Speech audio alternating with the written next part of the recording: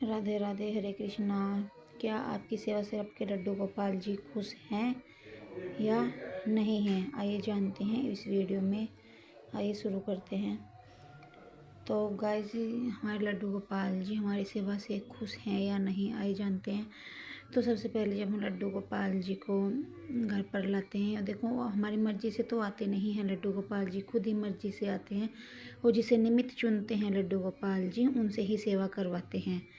हमने सोचा कि हम लड्डू गोपाल जी ले रहे हैं, लेकिन हमने नहीं सोचा लड्डू गोपाल जी कह रहे हैं, मानो कि वो कह रहे हैं कि मैं आपसे सेवा करवाना चाहता हूँ।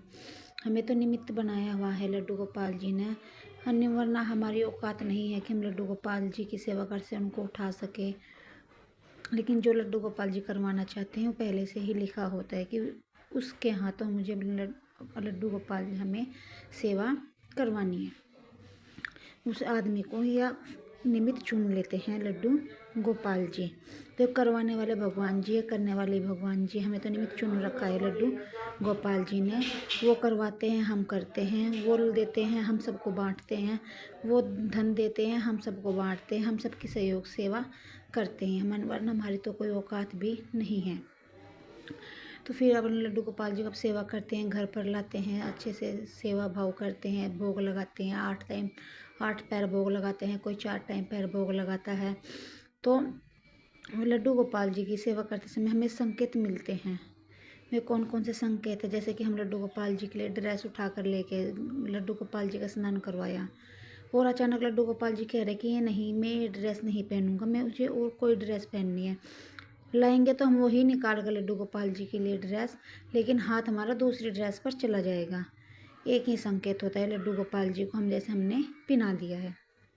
जैसे कि हम ड्रेस लाते हैं, वो नहीं पहना पाते हैं, और दूसरे लड्डू गोपाल जी दुख कहते हैं कि ये वाली ड्रेस मुझे पहनाओ, ये वाली ड्रेस मैं पहनूंगा। एक ही संकेत होता है। और जब हम भोग लगाते हैं, द्वार पर कोई आ गए, जैसे गाय आ गई, गाय रंभा रही है, तो समझो कि भगवान जी ही उसके रूप में आए हैं हमारी परीक्षा लेने के लिए।